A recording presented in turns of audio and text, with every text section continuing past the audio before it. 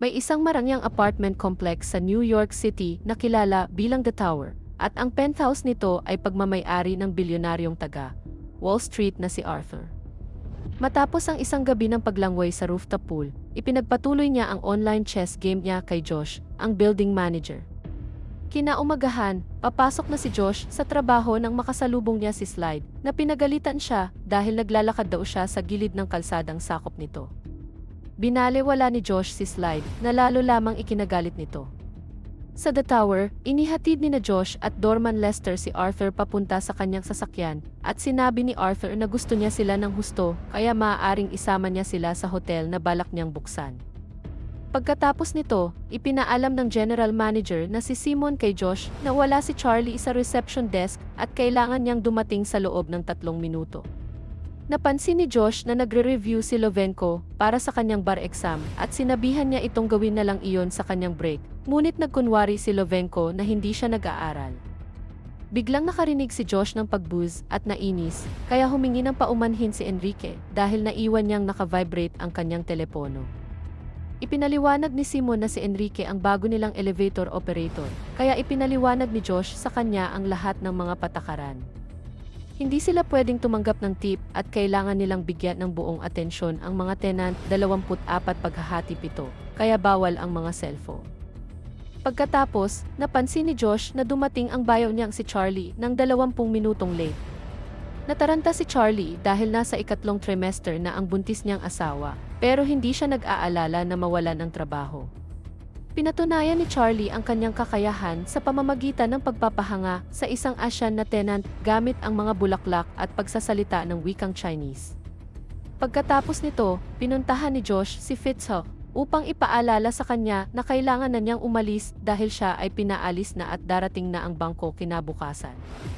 Ikinuwento ni Fitzhugh na nawalan siya ng trabaho at walang gustong tumulong sa kanya. Kaya pumayag si Josh na bilhan siya ng kaunting oras sa pamamagitan ng pagsasabi sa bangko na i-reschedule ito dahil may maintenance ang elevator. Pagkatapos ng kanilang shift, sinabi ni Lester kay Josh na ito na ang huli niyang taon sa The Tower dahil magre-retire na siya.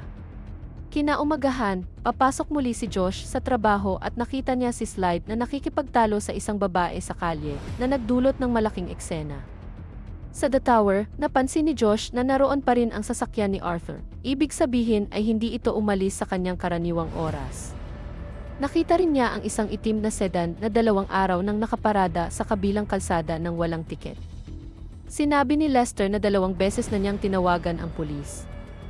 Sa sandaling iyon, may ilang lalaking lumabas mula sa kotse, kaya inakala ni na Josh at Lester na mga magnanakaw sila. Isinara ni Lester ang pintuan sa harap habang nagmamadaling pumasok si Josh at inanunsyo na may code black sa lahat ng pinto. Sinuri niya ang mga security camera, ngunit hindi na niya makita ang mga lalaki. Nasa likuran ang laundry van, nakakaiba dahil kahapon pa ang nakatakdang pickup nila. Ipinaliwanag ng assistant na si Arthur mismo ang humiling nito dahil natapunan niya ng alak ang kanyang damit. Biglang itinulak ng mga estrangherong lalaki si Arthur papasok sa van at napagtanto ni Josh na ito ay isang pagdukot. Sinabihan niya ang gwardiya na tumawag ng 911 bago siya tumakbo habol sa van na dumaan sa shutter para makatakas.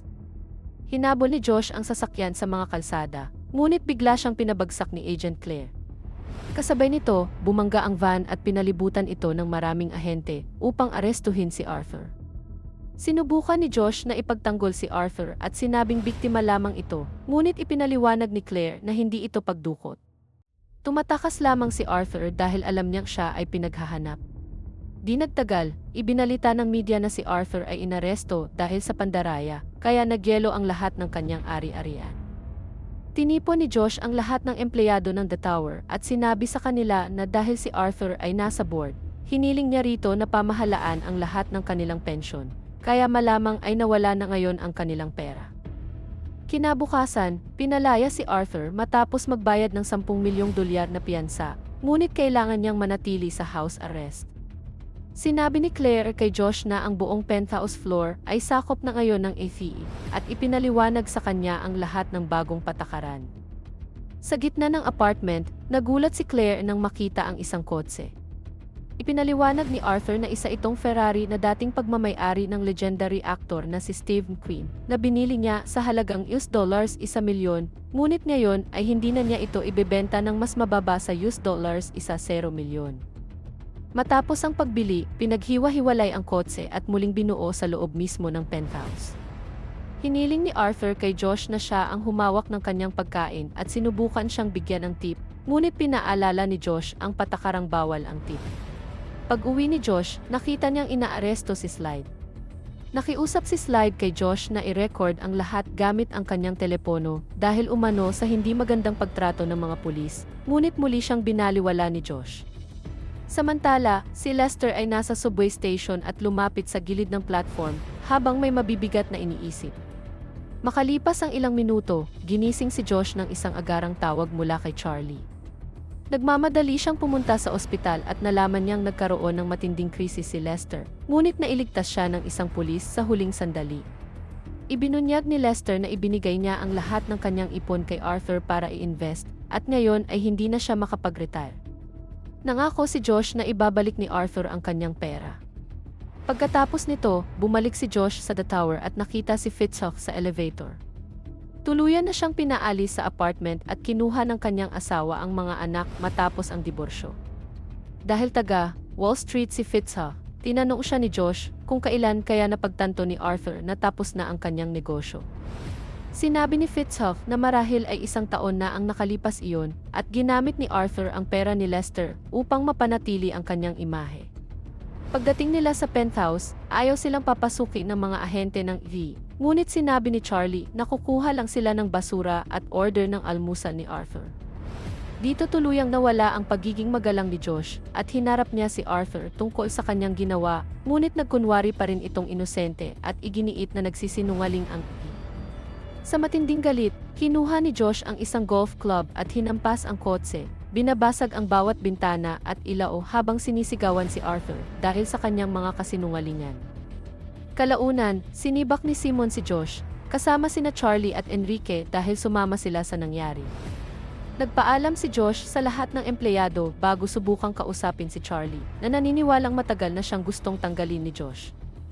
Inamin ito ni Josh at sinabi niyang palaging palpak si Charlie sa trabaho. Binanggit pa na nagsalita ito ng Chinese sa isang Korean na babae. Hindi nakinig si Charlie at umalis. Sa isang bar, nakipagkita si Josh kay Claire at ibinigay sa kanya ang maraming impormasyon tungkol kay Arthur, kabilang ang schedule ng kanyang mga biyahe. Ngunit sinabi ni Claire na alam na ng VA ang lahat ng iyon at malamang nakukunin ng bangko ang lahat ng ari-arian ni Arthur, kaya halos wala ng pag-asang maibalik ang pera ng mga empleyado. Dahil dito, nadismaya si Josh at nagpa siyang umalis, ngunit inanyayahan siya ni Claire na uminom.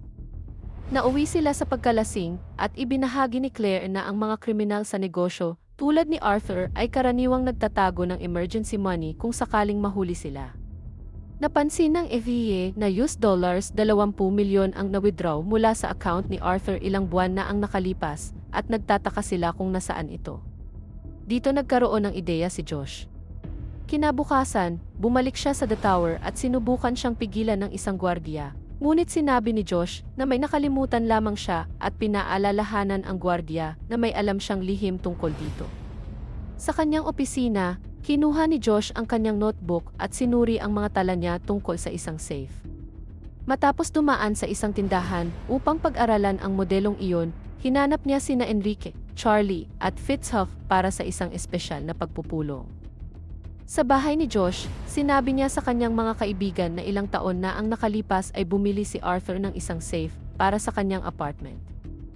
Pagkatapos nito, niremodel ni Arthur ang apartment at giniba ang lahat ng pader maliban sa isa, kaya siguradong nasa likod nito ang safe, at iyon ang dahilan kung bakit hindi ito natagpuan ng EV.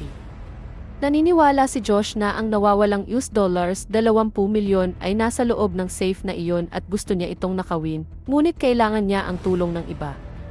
Pumayag sina Enrique at Fitzhugh, ngunit nag-alinlangan si Charlie at sinabi nilang wala silang alam tungkol sa pagnanakaw.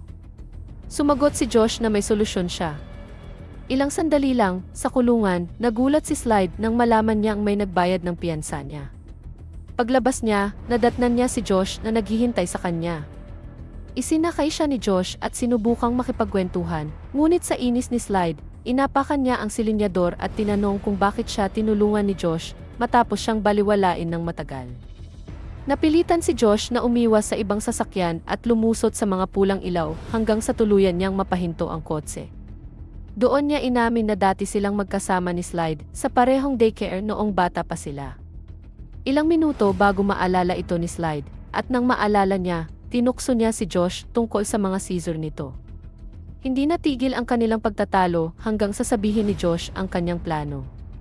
Sa mall, nakipagkita sila sa mga kaibigan ni Josh, ngunit hindi humanga si Slide at sinabing wala ring silbi ang tatlong random na lalaking ito sa isang heist. Ipinagtanggol sila ni Josh, kaya hinamon sila ni Slide na patunayan ang sarili sa loob ng 15 minuto sa pamamagitan ng pagnanakaw ng kahit ano. Bawat isa sa kanila ay pumasok sa magkakaibang tindahan at nagkunwaring bibili ng kung ano. Inaabala ang mga empleyado hanggang sa maitago nila ang produkto sa kanilang mga damit. Dinala nila ang lahat ng ninakaw kay Slide, na humanga at pumayag na makipagtulungan sa kanila. Inamin din niyang naubos na niya ang laman ng kanilang mga pitaka. Pagkaraan, nagkita ang grupo sa tuktok ng isang gusali. Umuulan ng nyebe, ngunit hindi pinayagan ni Slide ang iba na magsuot ng jacket.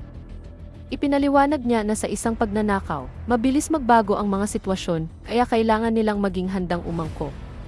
Binigyan niya sila ng mga bobby pin at pinagsanay sa pag-lockpick ng pinto.